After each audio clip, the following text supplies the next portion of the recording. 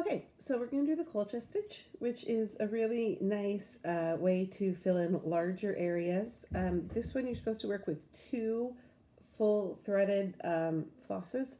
So you can see I am you don't have to do 2 different colors, but I am just to kind of show you what a cool kind of bicolor technique.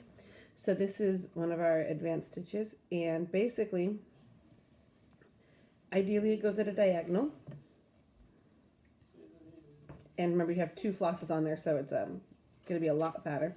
So I'm just going to take a nice long stitch, right? Much longer than I normally would. And then in order to hold it down, so it doesn't come loose and all of that, what I'm going to do, by the way, I'm just holding this little, I'm close to the edge, so I'll go ahead and hold that while I sew. I'm going to take 2 or 3 just little stitches over it, kind of at random spots. They don't need to be even or at certain spots. I'm just going to take a couple little ones over it on my way back up.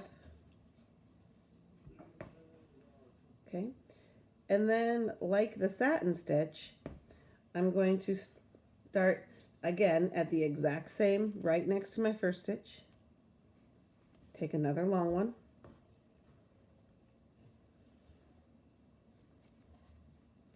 And again.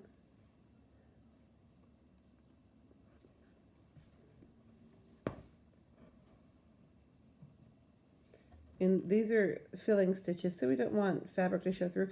I don't need to take the same, my little tie down stitches don't need to be in the same place every time.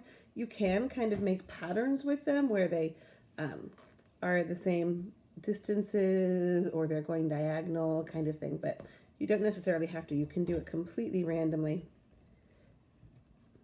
It makes this nice little texture. I'm going to take, let's see, right there.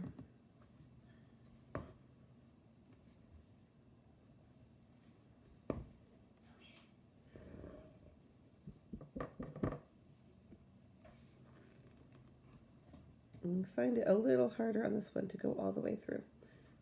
Press that, pause. Okay, as you can see on this one with my tie down stitches, I made a bit of a pattern. So I'm just gonna tie down that last long stitch and show you the back.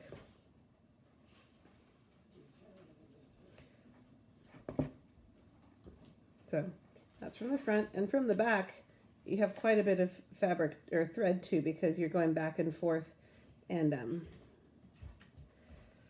filling in a lot. So I'm just gonna wind it around a couple times and trim it. And this is our Colcha stitch.